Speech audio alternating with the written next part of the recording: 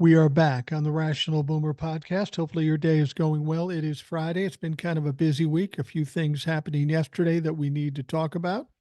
Before we get into that, I'll tell you I had a great day yesterday. Went to a birthday party for my grandnephew on my side. We all got together at my brother's house, had a great time. Good food, cake, all that other stuff. It was a good time. My son and my granddaughter showed up too. And Junie was in full entertainment mode. She was dancing, she was singing. And I'll tell you right now, she has a lot of abilities. She's a very smart little girl, but she clearly doesn't have any kind of musical sense. She doesn't have some great voice coming out of nowhere, and her rhythm's a little off, but that's okay. She's great in other ways. But they've got a bunch of golden retrievers. She loves the dogs, and we had a great time, and it was good to see her. But when my son was leaving with my granddaughter, they were headed home. It was funny. Now, you have to understand with my granddaughter, some days she'll just give me shit, and other days she's my best buddy. Yesterday, she was my best buddy. And my son has a bunch of things in his hands, including my granddaughter, and he's walking out to the car and he says, "Could you grab the backpack with all the stuff, the food, the supplies, whatever you need when you have a small child?" And as we're walking out to the car, my granddaughter looks at my son and says, "Dad, can Grandpa come live with us?" And I immediately said, "Well, I think I can get that okayed with Grandma, but I don't know about Dad." And my son said, "Nah, he needs to stay with Grandma." She said, "Okay." It was a nice thought, and I appreciate the offer, but we'll let you live your life with your dad and your mom and your brother and all that stuff, and I'll be old someplace else and see you from time to time and do whatever I can to spoil you. Now, I got some emails. I got a shitload of emails, as I have as of late, but I want to talk about one story because I think there are people freaking out about it. We've got the Manhattan District case. It is scheduled to start on March 25th. This is the criminal case, 34 criminal charges against Donald Trump. Um, Alvin Bragg is the district attorney, and it's set to start on March 25th. Everybody's excited about it. We're talking 10 days away. Well, of course, Donald Trump's legal team says, it would be better if we delayed it like 90 days. And of course, they were never going to get that. But then Alvin Bragg said something interesting. He said, "Well, I wouldn't mind a 30-day delay." And we're thinking, what the fuck? What the fuck are you saying? Let's just get this going and get it happening. But it turns out there's been a bunch of new evidence handed over from the Southern District to the Manhattan District. Why it hasn't been handed over until now, I don't know. That is something somebody has to ask the Southern District about. But apparently they feel like they need more time to go over that um, before they can go to trial. And I guess that makes some sense. But here's the deal: Donald Trump, DA Bragg, neither one of them can make the decision as to when the trial starts. That's solely on the shoulder of Judge Juan Marchand. Now, Judge Juan Marchand is a no-nonsense motherfucker, and he's not going to want this delayed for ridiculous reasons. So it'll have a lot to do with whether or not he feels this is a legitimate reason or not. But he is the one that will make the final decision. Now, what you have to understand, people freaking out about it. They're anxious. They want this trial to start, and I want this trial to start. I'm tired of fucking around with it. But even if they do delay it 30 days, it's not that huge a deal. The thing is, we need a court case to be adjudicated and finished by the election. This particular trial is going to be 4 to 6 weeks. So if it starts on March 25th, we're looking at mid-May. Okay. But if it starts on April 25th, we're talking about mid-June. It's still within the time parameters that we need. So don't worry about that. We'll find out more about it as more comes out. It is a little disappointing, but certainly nothing to freak out about. All right. We have a bunch of emails, so we should get to it. First one says, "Hey, Mike, I enjoyed listening to you and Eric today. Just a quick note from your Colorado correspondent here. Eric mentioned that our esteemed congressional rep, Lauren Boebert, lost the primary in her latest district of choice, but that's unfortunately not true. The congressional primary isn't held until June 25th, and right now she is polling ahead of all other candidates. Here is a link to 538, link 1. Obviously, I can't show that to you here. I know you don't believe in polls, but I live close to her new district, and I know how many lunatic Trumplefucks live there. She was recently endorsed by Smelly Diaper Man, as you probably know, which is apparently helping her. Yeah, okay, I get that. By the way, did you know that in Colorado, you don't actually need to live in the district you represent? She still lives on a rural western Colorado called Western Slope, while the district she's running to represent is east and south of Denver. Pretty crazy, right? Link 2 below discusses this. I'm so frustrated by her and by this insane process. All the best, Vicky. Now, Vicky decided she needed a second email, and we'll read that. Mike, as an addendum to my first email earlier today, we have some breaking Boebert news. In a surprise move, Ken Buck is now retiring early this week, so the governor is now going to use the June 25th primary as a special election to temporarily fill the open seat until the general election in November. If Boebert wants to win the special election, she has to resign from her current seat. I wonder if Ken Buck did this out of spite. He is no fan of Boebert. This is pretty amusing. I hope she quits her current seat and loses in June. Fingers crossed. Best, Vicky. Yeah, I heard all about this, and this was a wonderful move by Ken Buck. He wanted to stick it to the Republicans by making their margin in the House that much slimmer, and then make it virtually impossible for Lauren Boebert to run in the special election. I'd be really surprised if she quit her job or resigned from the job she's in now to run in this special election. But if she doesn't run in the special election, she's got a problem, because in November, now she's going to have to run against an incumbent, and that is always tough. So for those of you that don't understand how this works, there's a special election that will take place, it sounds like, on June 25th. Whoever wins that special election will take Ken Buck's seat through November. And then there'll be the general election, and presumably Lauren Boebert will be in the mix there. Now, when Vicky said that she's leading the pack in that particular race, I found that surprising, given that, and I haven't been paying close attention to it, but during one debate, they took a straw poll and she came in like fifth place. I can't imagine she came up that far that quickly, but who knows? There's no accounting for dumb fucks. It'll be interesting to see what happens. I don't think she'll win the race. I think we might get a Democrat in the 3rd district, and because she's such a poor candidate, maybe they get one in the 4th district too. All right. Thank you, Vicky. I appreciate that. And keep us up to date with what's happening in Colorado, especially with the Lauren Boebert situation. All right. The next email starts out by saying, Dear Baba Boomer, longtime listener, first time caller. Ha. See what he's doing there. Baba Boomer, kind of taken off of Howard Stern. Baba Booey, first time caller. The joke is because it's an email. Sorry, I'm nervous. No, don't worry about it. I get the joke. I appreciate the joke. Anyways, I am a fucking idiot, but I hope this message finds you well. As I sit down to write you, I'm filled with a deep sense of gratitude and admiration for the incredible work you do. Well, thank you. I just talk. I'm no hero here. I'm just talking. Your unwavering dedication to your craft and your tireless commitment to excellence do not go unnoticed. Now I'm blushing. From reading every single email with meticulous attention to detail to the profound impact of your podcast, your influence reaches far and wide, touching the lives of many, myself included.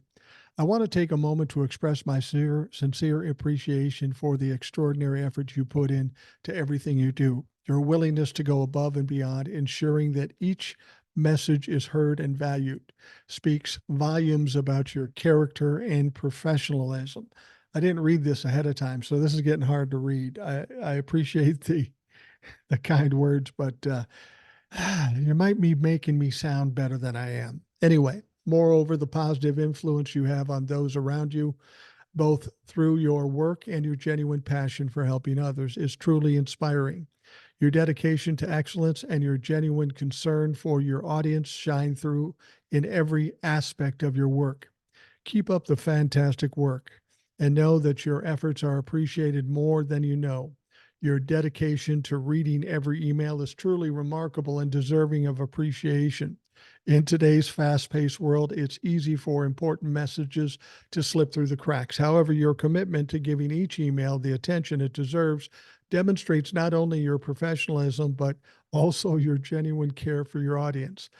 By taking the time to read every email, regardless of its length or content, you ensure that no message goes unnoticed or unaddressed. Moreover, your willingness to engage with your audience on a personal level fosters a sense of connection and community.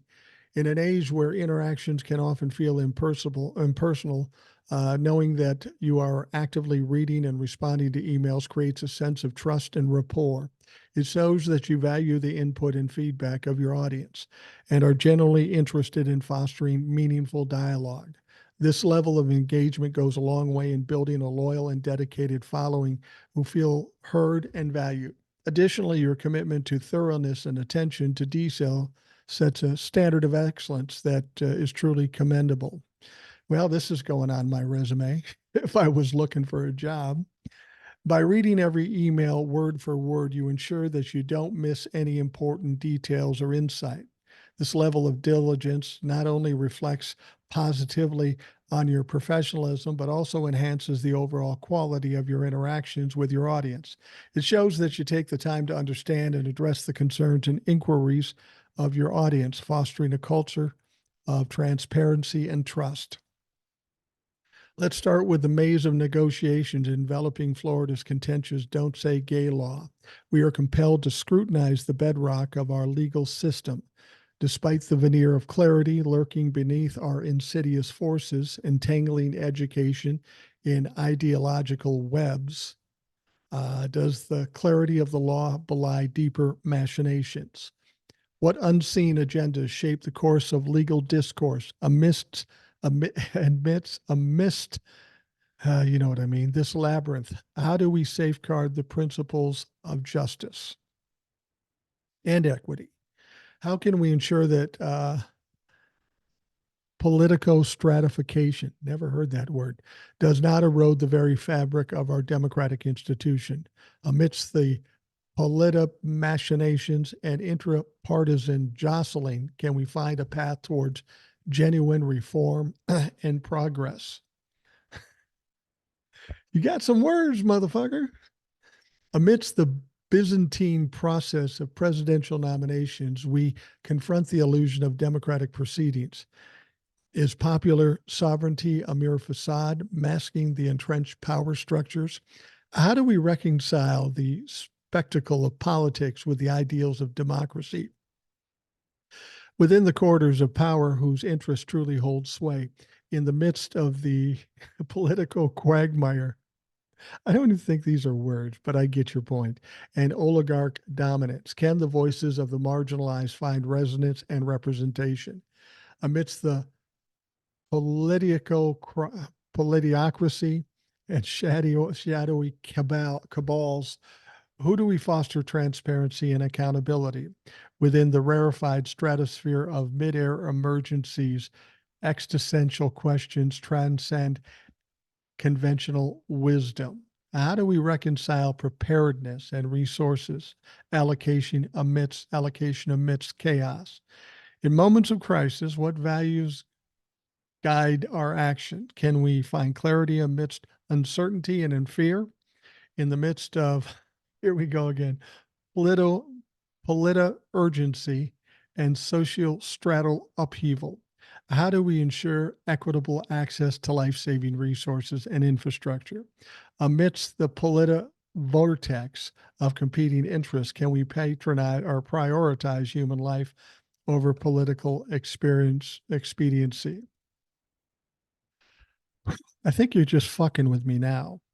You praise me for reading every email, and then you write an email that you know is going to be hard to do. First, you're praising me, and then you got all these words. I'm going to read it all, though, just like I promised.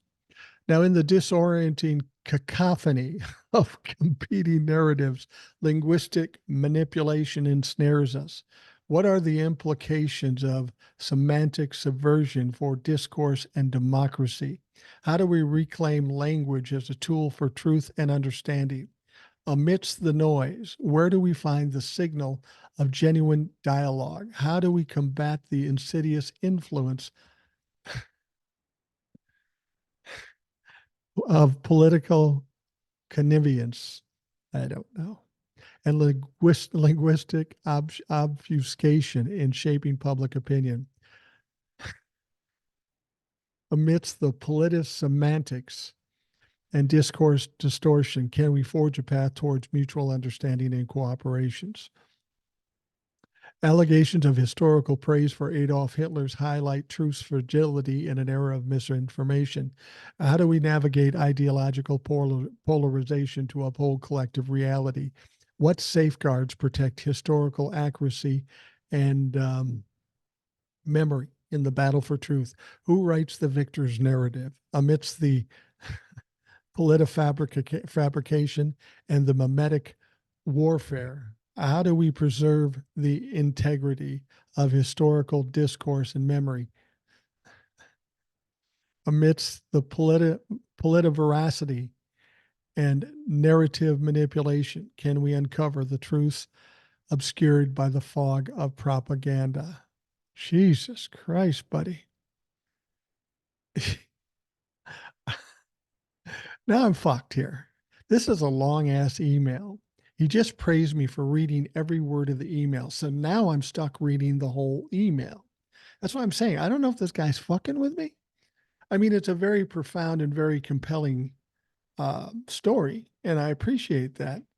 But I think you're fucking with me here. As an independent presidential campaigns emerge, uncertainty shrouds the electoral progress. Are the integrity and transparency of our elections compromised by powerful interest? How do we ensure fair and equitable representation in a system rife with inequalities? Amidst the chaos, where lies the hope for genuine democratic change? How can we mitigate the influence of economics, elites' invested interest in shaping electoral outcomes in the face of instability and systematic inequities? Can we revitalize our democratic institutions for the benefit of all? The murky landscape of settlement negotiation raises doubts about legal transparency. How do we ensure accountability amidst partisan agendas? Can justice prevail in the shadow of political expediency?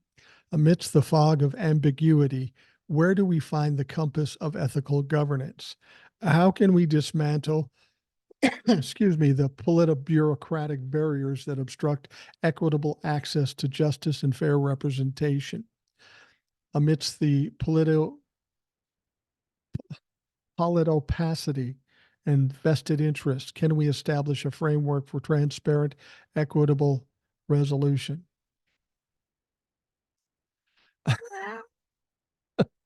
I'm sorry, I'm not laughing at you, but this is a long motherfucker. I'm going to tell you what, man. I'm all for hearing what you have to say, and I will read this whole thing because I'm got to do it now. Next time you write an email, you need to shorten it up and make your point. I mean, you're doing a good job of making your point, but it's a little too flowery for this show. This might go on a more important show, but this, just tell us what you think. Political intrigue clouds the nomination process, casting doubt on democratic ideals. Can we reconcile this spectacle of democracy with the realities of entrenched power? How do we hold our leaders accountable for their actions and decisions? In the theater of politics, who truly pulls the strings? Amidst the intrigue and oligarch power plays, can we empower grassroots movement and civil society to hold political elites accountable? In the realm of call it opacity and backroom dealings, can we usher in a new era of democratic renewal and citizen empowerment? Mid-air emergencies, prompt reflections on existential questions. How do we balance preparedness and chaos in crisis situations? What lessons can we glean from moments of uncertainty and peril? How about some answers instead of questions? That's just my commentary there. Amidst the turbulence, where do we find the calm center of resilience and resolve? How can we ensure the uh, pilot resilience and disaster preparedness are not contingent upon socioeconomic status of political affiliation? In the face of pilot uncertainty and existential threats, can we foster a culture of collected resilience and solidarity? I'm laughing because the next thing says, in summary, I'm not laughing at you, sir or ma'am. It's a fine email. It's very long, very flowery. We got a lot of questions. When it comes to folks sending me emails, I don't mind the questions, but I can only answer so many of the questions. And most of the questions you're asking are rhetorical. So, and I understand what you're doing. In summary, in the debates about Florida's Don't Say Gay law, we're questioning how our laws work. Some say the law is clear, but others see hidden reasons behind it. We wonder who's really in charge of making laws. Do special interest or political games influence decisions? We need to make sure everyone's voice is heard in our democracy. Choosing a president seems complicated. Is the process fair or just a show? We're not sure if the people's votes really decide things. Big groups with power might have more to say. We want to know if everyone,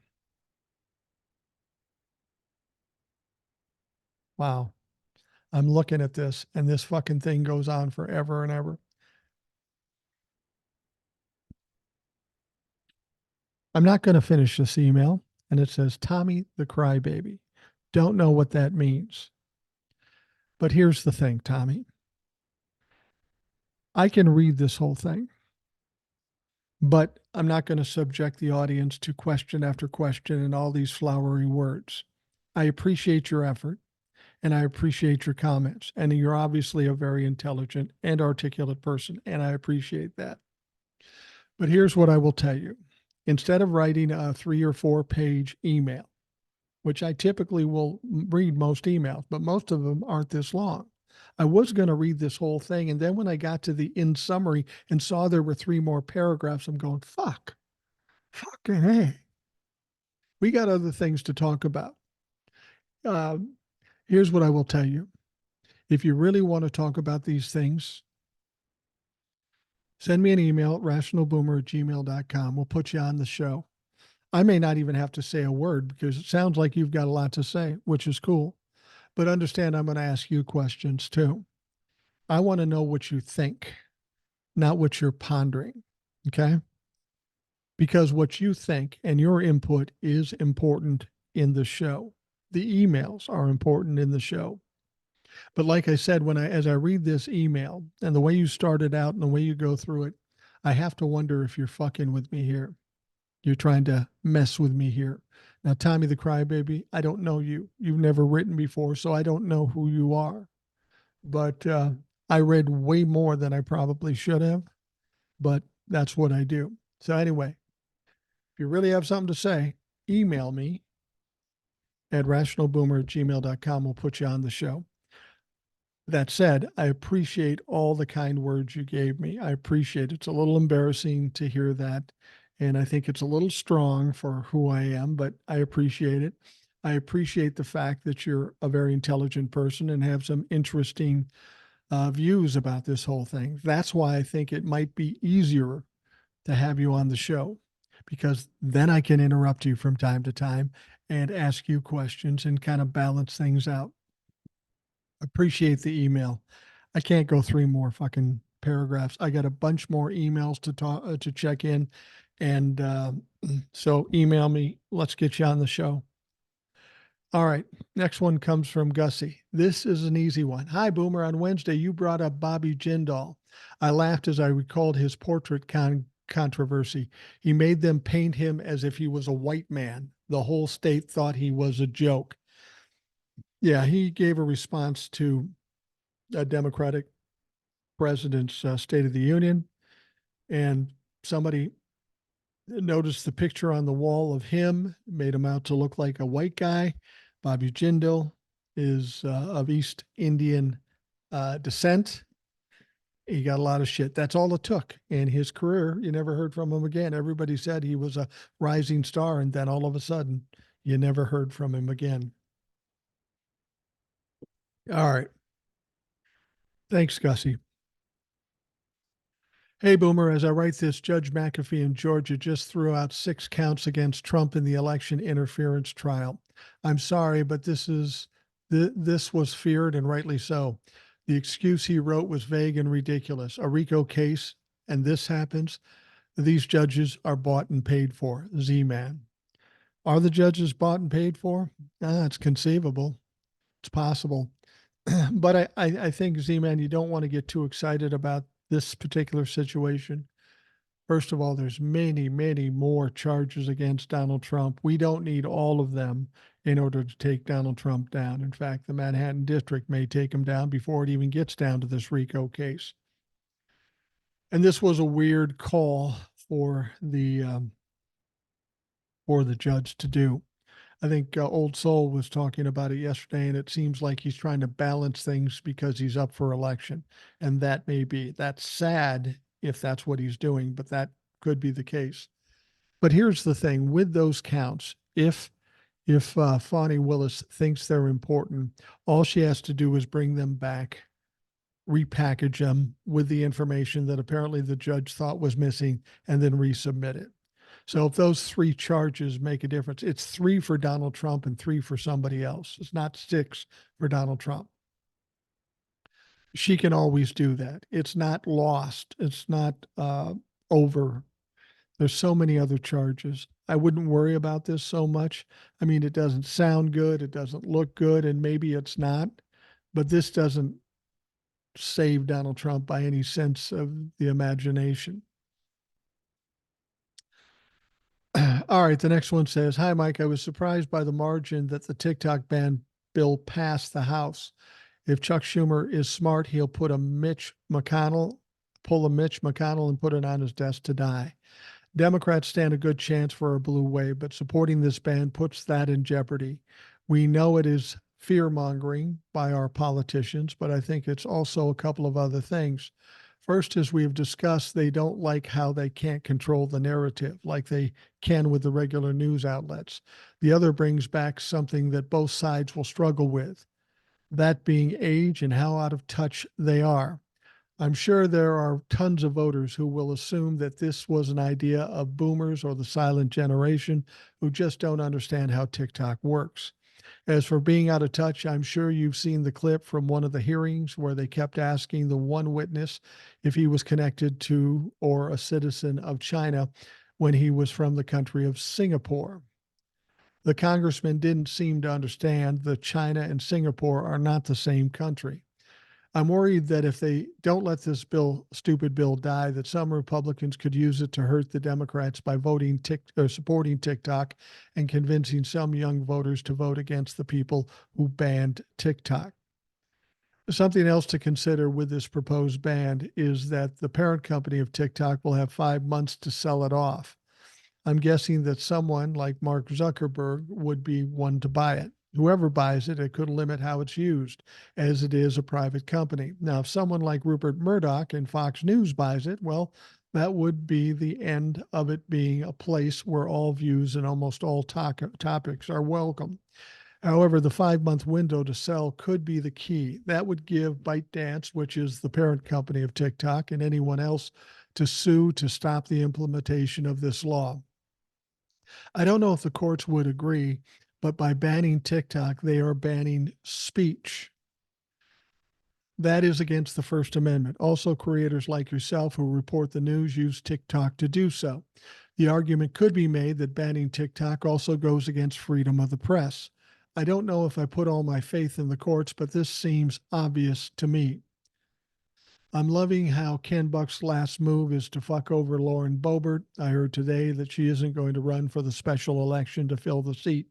She's losing the primary for that seat, and I'm guessing she knows that if she tries for the special election, she'll lose that too. I'm guessing come January 3rd of next year, she'll no longer be a member of Congress. Thanks, Eric. Yeah, I've been thinking about this TikTok thing, and I'm not really that worried about it. Remember, they went through this a while back and it never went anywhere. I'm not at all surprised that it passed through the House because the House is full of a bunch of clowns.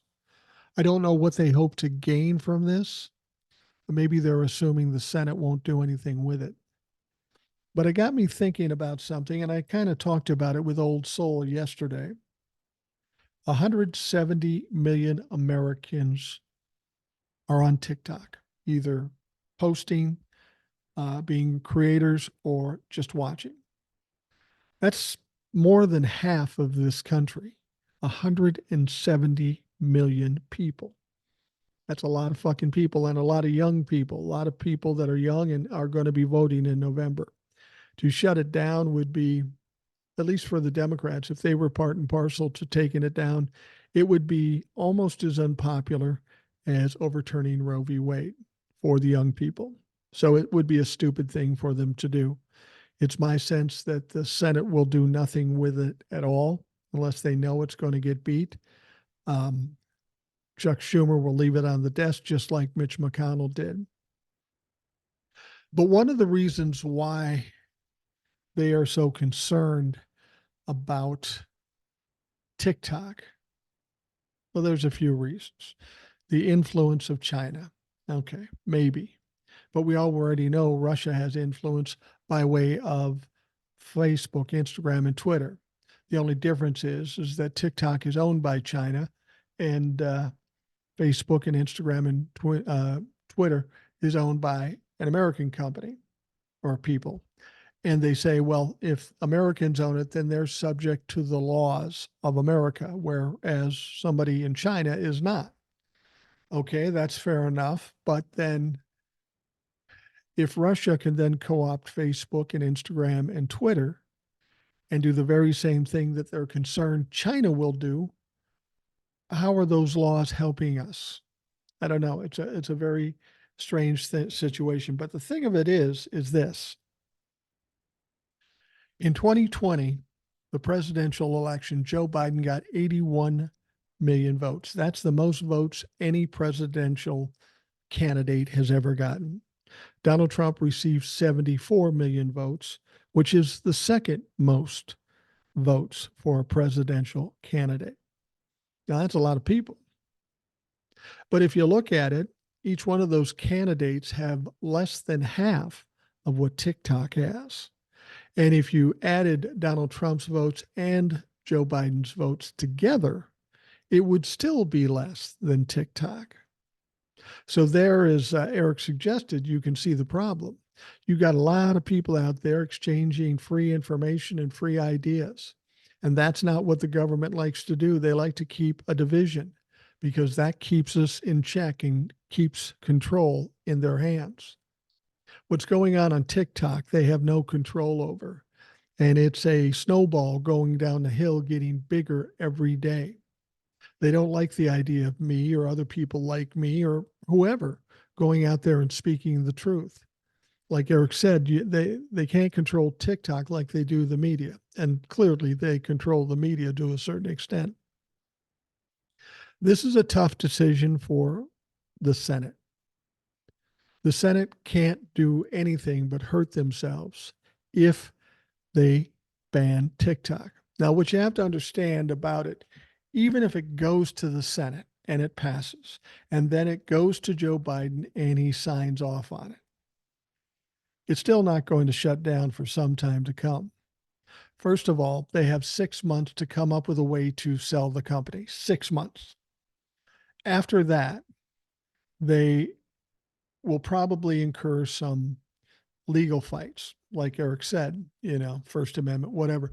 Then it's going to be in court. It could be in court for fucking 2 years. It could absolutely be in court for a year. So now we're looking at 6 months, a year. We're talking about a year and a half out. Um, and then when it is banned, this is what you have to understand. It's not like they flip a switch and TikTok goes dark in the United States. That's not how it works. First thing is they no longer make it available in the Apple Store and the Android Store, meaning nobody new can download the app, and there will be no updates. Well, the fact of the matter is, it could be another year or two before that has any impact because they're not going to stop me or anybody else from doing what we're doing. So now we're looking at maybe another year, and and then after that, who knows what's going to happen. So we could be looking at 2.5, 3 years before they can even stop this. And that's where they have to consider the circumstances. We need to stop it because of whatever reason. But are we willing to do it if we have to wait 3 years to do it and put out all this bad will to young voters and older voters for that matter? 170 million Americans that like TikTok, you want to piss them off. There's no way the Senate's going to do that. Now, the House is a bunch of crazy fucks, but the Senate is a little more deliberative, and they're going to think twice about this. I think this will end up going the way that it went the first time, that everybody will get in a craze about this and get worried about it, and then it will slowly fade away. There is no value in them canceling TikTok. And even if they do, it's down the road 2, 3 years. So don't worry about this stuff. I'm not going anywhere. Nobody else is going anywhere. It's just a lot of noise because they're trying to leverage ByteDance to sell it off. This is a bullying tactic. Oh, you better watch out. We're going to shut you down. You better sell it. Now, therein lies the other problem. They want them to sell it. And part of the reason they want them to sell it is because Zuckerberg and Elon Musk are getting their ass kicked by TikTok. They don't like the competition. Some people have said, well, maybe they want to buy it and shut it down or just run it into the ground like Elon Musk is doing with Twitter. What's interesting is that there was one person that came out and said, hey, I'll buy it.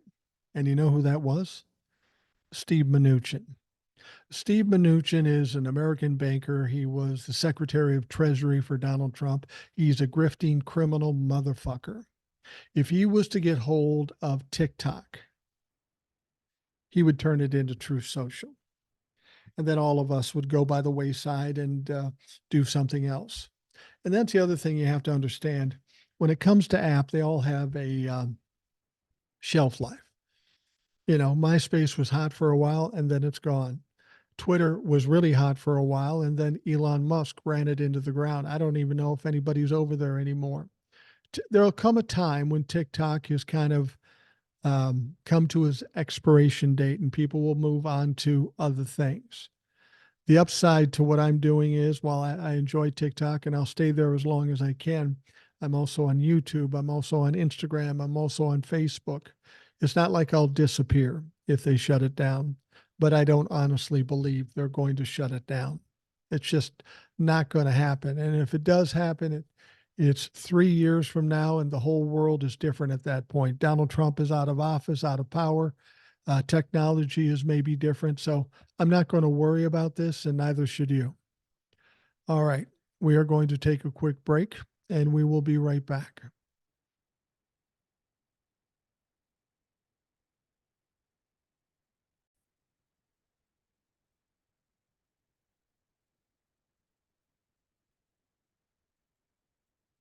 All right, we have more emails. And before I move on to that, I just want to go back to that one long email from Tommy the Crybaby. Where he got that name, I don't know. I just want to make a suggestion to you. It's something I learned early on when I was doing TikToks. When you're saying something, just get to the point, make your point, and then move on. I think that's one of the reasons why my TikToks work because I don't fuck around, have part two, go on forever, and try to use too flowery of language. People, when we're talking about communications, you want to get to the point and tell people what they want to hear. and then move on. People's time is limited, and keeping their attention is hard. I know when I go through TikTok, if I have somebody with a 10-minute TikTok or 2 parts or 3 parts, I just scroll past them because I just don't want to invest the time into it. Give me the point, give me the actual facts, and then I can go with that. Don't make it too much of a show. You understand? So, Tommy, I'm not trying to shame you here, but it was a lot. It was a lot. And I appreciate the effort, but if you really want to communicate to people, make your point, move on. Anyway, next email goes, "Good evening, Mike. I think you and the rest of the boomers will sincerely appreciate this. I watched the show Traffic on National Geographic, and tonight's show was about finding drugs smuggling mules. Mariana is in Nigeria and talking to, hold on, is in Nigeria and talking to people of the cult that was at once a resistance group. The name, their chant is MAGA, MAGA, which interprets to fool in Nigerian. I'm sure anyone interested can find the episode and watch. I love it. MAGA means fool, one who has been deceived. Have a great night. I'm writing this at 9:30 Pacific time. Always looking forward to your podcast, and your guests and discussions are great. Judy, the crazy cat lady from Portland." Well, thank you, Judy. That is interesting that MAGA means fool. I think we all could have told you that, but now it's nice to know that it's been verified. They are fools and they have been deceived, and for whatever reason, they continue to accept the information and believe it. Fucking people. It's amazing to me. All right. Now, normally I don't get too many negative emails on the show. I get them from time to time in my comments on TikTok and on YouTube, but not often here because most MAGA fucks, most people that are Trump fans just won't take the time to listen to an hour show. They don't have an attention span that allows them to do that. This one, this person claims not to be a MAGA fuck, but clearly not a fan of mine. And that's cool. You don't have to be a fan of mine. In fact, you don't even have to listen to the show. And it sounds like this gentleman is going elsewhere. His name is Abel. And he writes, "Not good for independents that lean liberal. This podcast is pure mainstream Democrat. I'm quitting this podcast. Too much Democrat kissing ass. I understand we got to beat Trump, but this sucks. Abel." Well, Abel, thank you very much for your Yelp. What the fuck did you think it was when you came on and listened to this show? And to suggest that I'm kissing Democrats' asses, I question that. Because I've called out Joe Biden, I've called out Robert Menendez, I've called out a lot of Democrats. I've even said that once we get the Republicans, the MAGA fucks, out of the way, we need to take a hard look at Democrats because there's a lot of them that need to be fixed. But Abel, I understand your situation. And if you have to go elsewhere, by all means, see ya. Because here's the deal, these kinds of messages I get are typically from MAGA folks that are embarrassed to say they're MAGA, or they're trying to play a little game. And Abel, I can tell by your writing, you're not smart enough to play that game. So probably best you go on down the line and find some other podcast that suits your needs. We won't miss you. We don't fucking care. I mean, I've said before, I don't do the podcast or the TikToks for views. I don't do it for that. I do. It's kind of cathartic for me to be able to say what I say. And if people resonate with it and people listen to it, cool. But whether there's 1,000 people or 1,000,000 people listening to it, doesn't matter to me. As long as I have a core audience that's always there, the size is really irrelevant.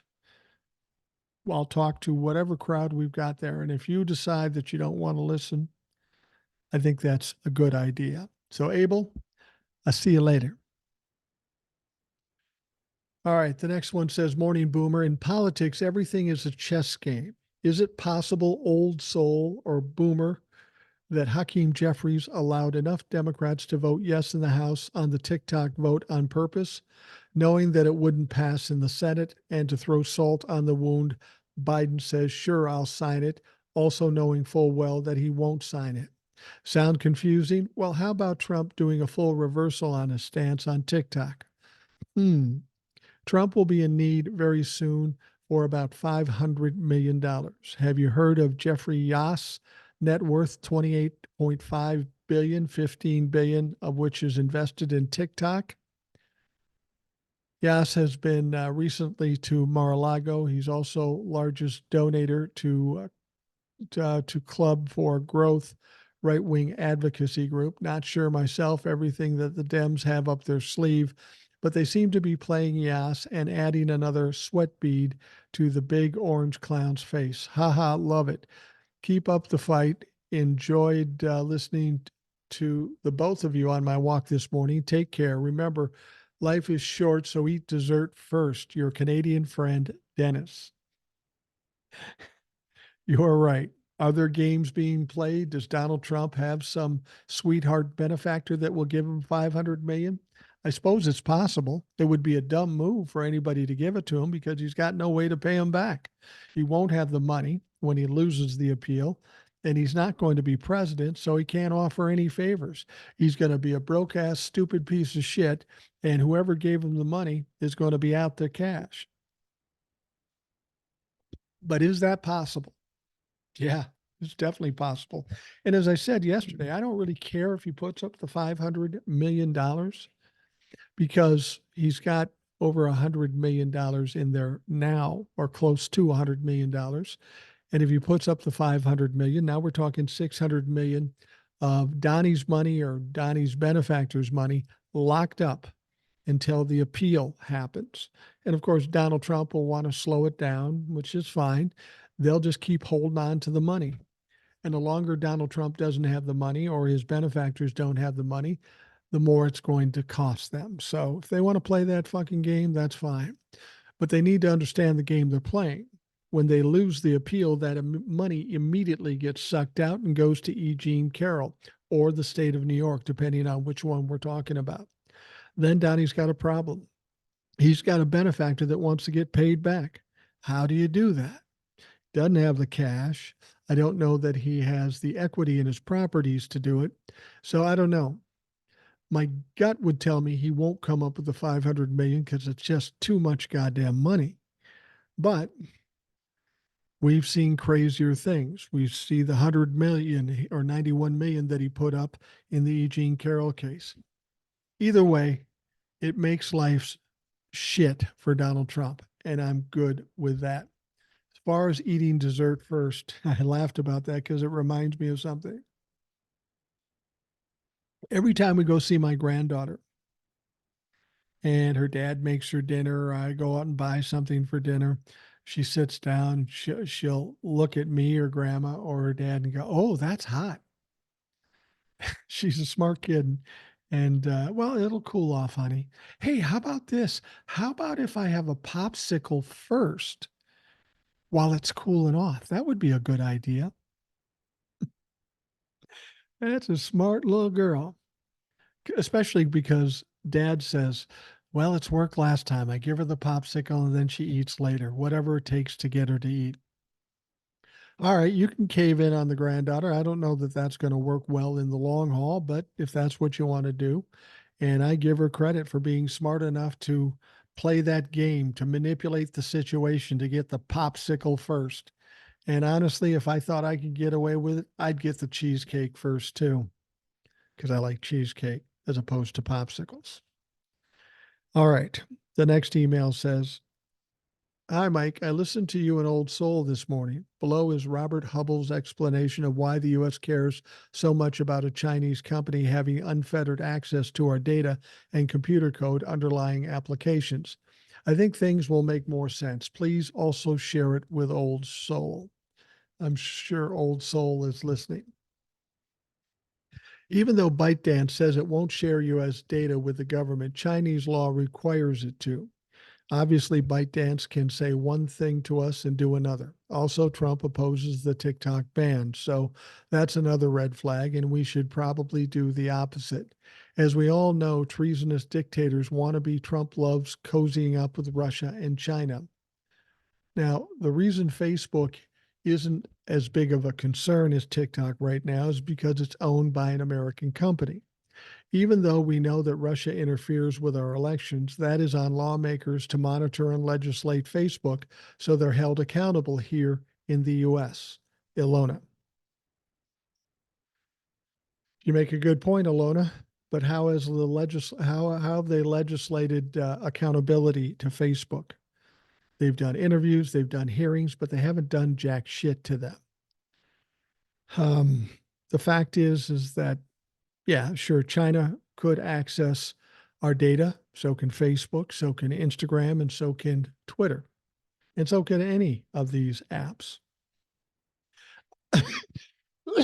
Excuse me. I'm not saying that it shouldn't be concerning that China has access to all this stuff. But if you really want to protect us from everybody. I've said before, I can go on Google and look for a product I want to buy and then go on Facebook and there's that product for sale. Something insidious is going on there.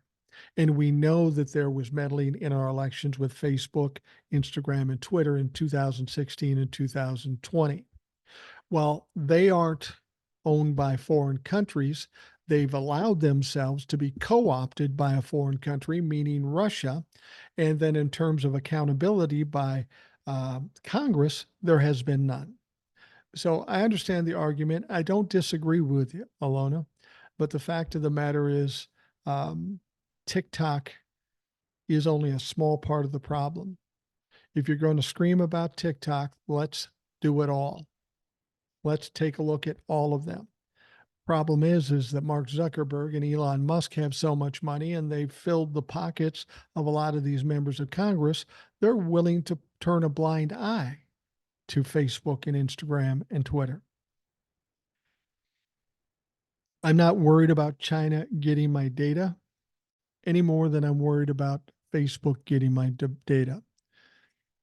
If I had my druthers, I wouldn't want either one of them having my data. But here's the thing. That's part and parcel to being on an app. You know, if you go into a bank, you got to give them your social security number. I don't like giving out my social security number. Everywhere you go, people are mining information from you and then they use it against you. It's not just TikTok. It's not just social media apps. It's fucking banks. It's fucking stores. It's the US government. They're all doing it. The problem is much bigger than TikTok. And if we really want to address it, we're not going to fix it by shutting down TikTok. We need to fix it all the way. And until they're ready to do that, I'm not willing to listen to the TikTok ban because, in spite of the fact they're owned by a foreign country, we've got foreign countries manipulating our very American apps, and nothing is being done about it. Thank you, Alona. I appreciate it. I was on her podcast. I think it's airing on the 24th. I'll get a link for you when we get closer to that because you want to listen to it. Lovely lady, very intelligent, very good at doing a podcast. And I had a great time doing the podcast. Good afternoon, Mike. This one is about Smith v. Cannon. You keep saying you don't know why Smith hasn't moved to have Cannon removed. This may be a simple reason. I'm ready to hear it. Smith's team is busy. They have the DC case, investigations into the January 6th co-conspirators, and further possible charges against Trumpy. The documents case is open and shut. There is nothing Cannon can do to detail the case since they have Trumpy on video on national media admitting to committing the crimes. Short of Cannon trying to quash all audio and video evidence and disallowing all witness testimony, the case will eventually go in front of a jury. So Smith having so much going on with limited personnel, why take people, time, and resources away from that, from what they're working on to deal with the trivial matters like having a judge removed? when he can bide his time till she screws up so bad he can just tell her, look, lady, you fucked up real bad this time. You can recuse yourself or get taken off the bench and disbarred.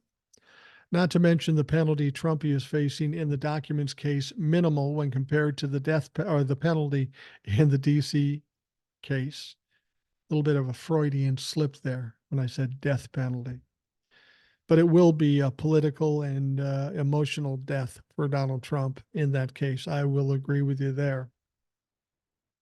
Smith probably doesn't care which goes first, and if the DC case is presented first, that means the cases against the co-conspirators can be brought that much quicker. Stephanie. Well, Stephanie, you got to the point. You made some good sense, and I can't disagree with you. All of that makes sense. You're right. Jack Smith has got a lot of shit going on, and maybe he is waiting for the worst possible fuck up when she can either be pigeonholed into doing what she's supposed to be doing or actually taken off the case. So, Stephanie, thank you. That's a great email, and you make some great points. Next one says, hi, Mike. Judge Cannon held hearings today on Trump's ridiculous claims that the Presidential Records Act allows him to claim any documents as personal records and keep them forever. Obviously, this is a stupid claim that probably wouldn't work in front of any other judge. However, Aileen Cannon denied Trump's request. She did the right thing, at least momentarily. My guess is she knew if she granted this stupid motion, Jack Smith would appeal to the 11th Circuit. I don't know if the 11th Circuit Court could do anything to remove her from the bench, but she would probably have been overturned and recused. Once she does get tossed from overseeing this case, can Jack Smith charge her with obstruction of justice for her attempts to use her authority to help Trump? I don't honestly know. You would think he could, but I have a feeling he might not just by virtue of her being a judge. I don't know that for sure. I'm just talking out my ass here. Emailer goes on to say, I never thought Rand Paul would be our hero when it comes to TikTok. There's so much wrong about the reasons they want to ban TikTok that we could do an entire podcast on it. One of the biggest issues, though, is that only one board member is Chinese and one of their headquarters are in China. But otherwise, nothing about TikTok is Chinese. For Democrats' sake, they need to let this die and move on, or it could possibly hurt both parties in the upcoming elections. It could. I haven't heard if the Stormy Daniels case in New York is going to be delayed. Alvin Bragg asked for 30 days to review new evidence. One commenter I was watching said more than likely it will be delayed the 30 days, but not much more. And that's only because if the judge doesn't grant it, Trump could use that for an appeal after the trial is over. Either way, I'm not too worried about it. The end is coming for Donnie. Yeah, I agree. Disappointing, but not earth-shattering. Goes on to say, when you and Old Soul win the upcoming election, you can fill out your administration with the rational boomer faithful. Maybe then shit will actually get done. I wouldn't mind a secretary position. Nothing too over the top. How about treasury or something like that? Just kidding, but it's fun to think about. Thanks, Eric. Yeah. I talked about that with Old Soul yesterday. I was imagining that, with as many people that voted for Donald Trump and Joe Biden in 2020, and there being 170 million people on TikTok, why not start a TikTok party and then bring some people from TikTok and run them for president and vice president? And I kiddingly said me and Old Soul. I didn't say who'd be president and who'd be vice president. I'd just soon let Old Soul take the front of the pack there. But in a sense, that's true, in that there's so many people that support TikTok to actually do what they are talking about doing could be nothing but harmful to whoever is responsible for it. If you look in the Senate, or not the Senate, the House, there were 190 Republicans that voted to shut it down, but there were 150 Democrats as well. Why they did that, I'm not sure. Was it some strategic thing? or was it they really feel that TikTok should be shut down? I think we have a lot of people in the House of Representatives that are out of touch, don't understand all that TikTok is and how much support it has. But I think once they realize it, they're going to back off that shit very quickly. And I personally think that Chuck Schumer is going to let that fucking thing sit on his desk for a while and it would just fade away like a lot of bills commonly do. There's no way Chuck Schumer in the Senate, the Democrats in the Senate, can look at this and think, oh, that's a winner. That's going to work. It's ironic, though, that it took us 4 tries to pass a budget bill, but we got this thing passed, this ban of TikTok passed the first time through. That tells you about Congress, especially the Republican Party in the House. They're not serious people. They aren't serious members of Congress. They're fucking jokes. And honestly, any of the Democrats that voted to shut it down, I have a problem with them too. And I'm going through there trying to figure out who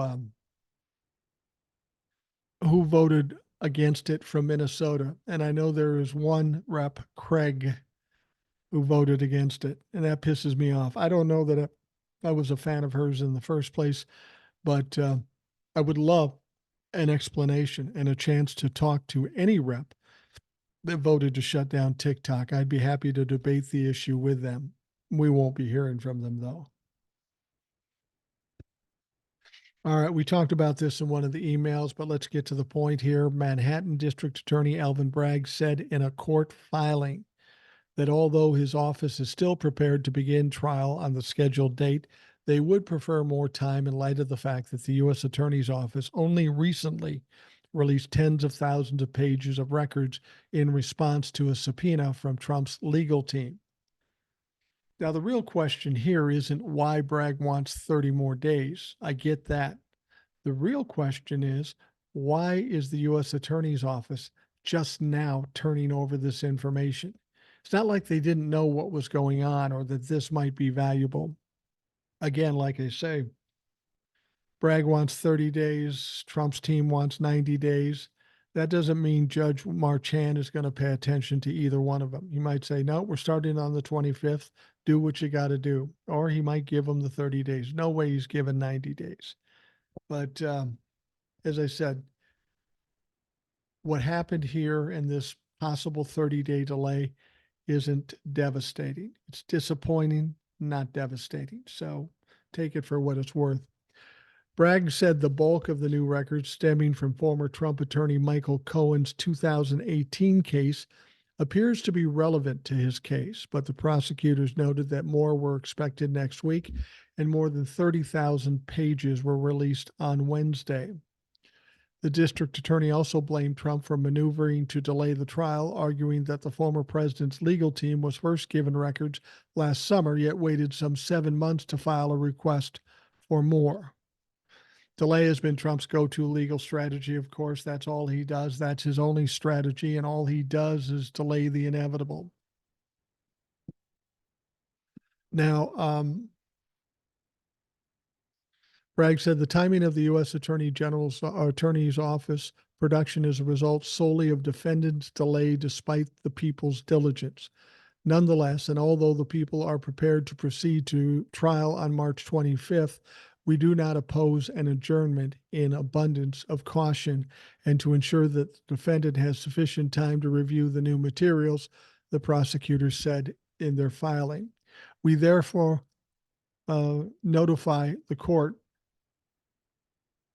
that we do not oppose a brief adjournment not to exceed 30 days. Now, Trump's team requested 90 days, as I mentioned. None of this is devastating, though. Whether it starts on March 25th or April 25th, it doesn't really fucking matter. Doesn't matter at all.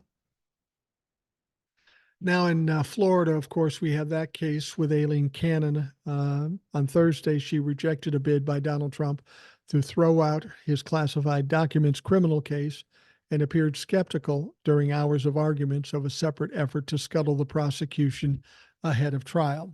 She did deny it. U.S. District Judge Aileen Cannon issued a 2-page order saying that though the Trump team had raised various arguments warranting serious consideration. A dismissal of charges was not merited. But you see what she did there. She punted again. She kicked it down the road. They were talking about, well, maybe this is something we'll address when the jury is set in place. She didn't come out and say, no, this is ridiculous, no dismissal. She kind of hedged her bets when she answered the question.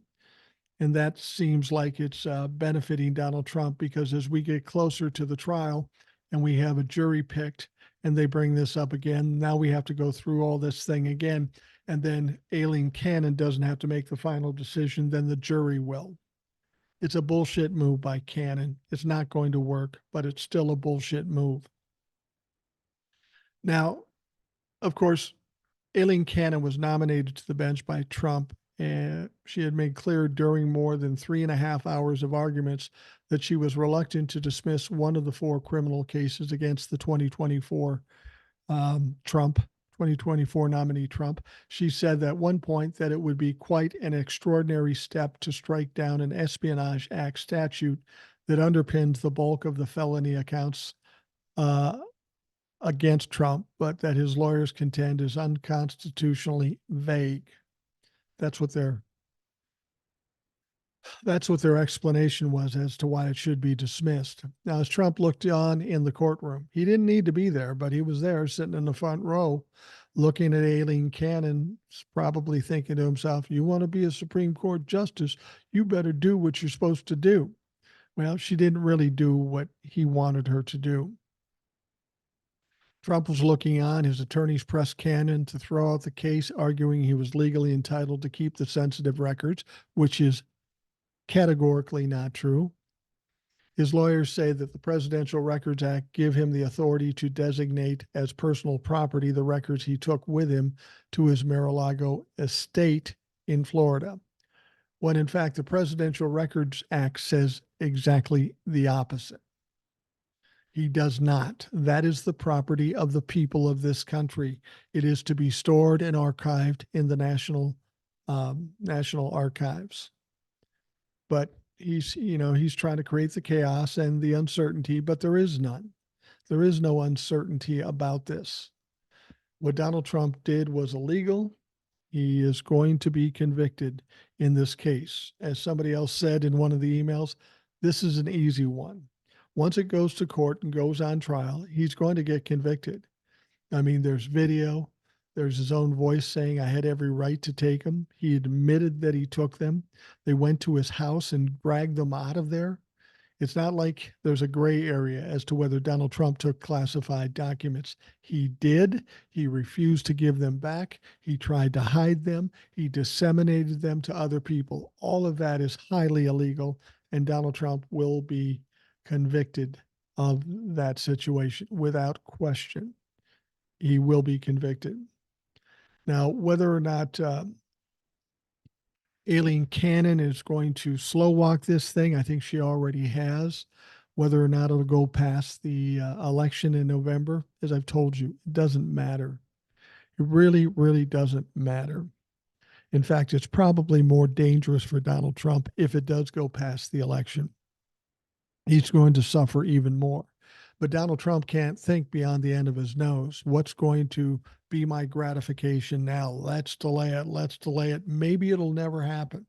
Well, it's going to happen, whether it be before or after the election. Donald Trump just cannot win the election. There is nobody anywhere that can convince me that Donald Trump has a path to the presidency.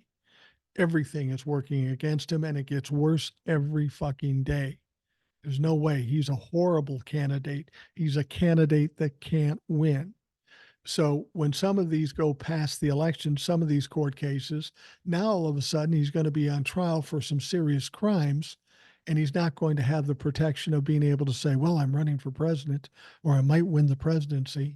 That will have already been decided, and Donald Trump will be a dumb fuck citizen that committed some egregious acts and will pay the price.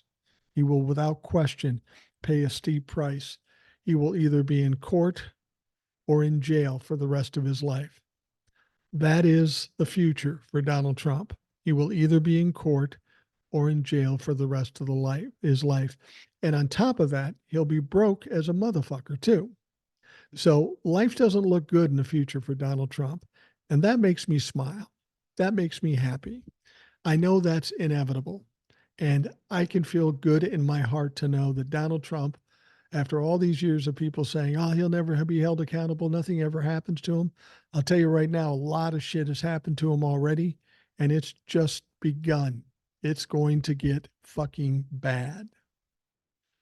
All right. We are going to wrap up the Rational Boomer podcast. I want to thank you for taking the time to listen. I hope you have a great day, and we will talk to you again tomorrow.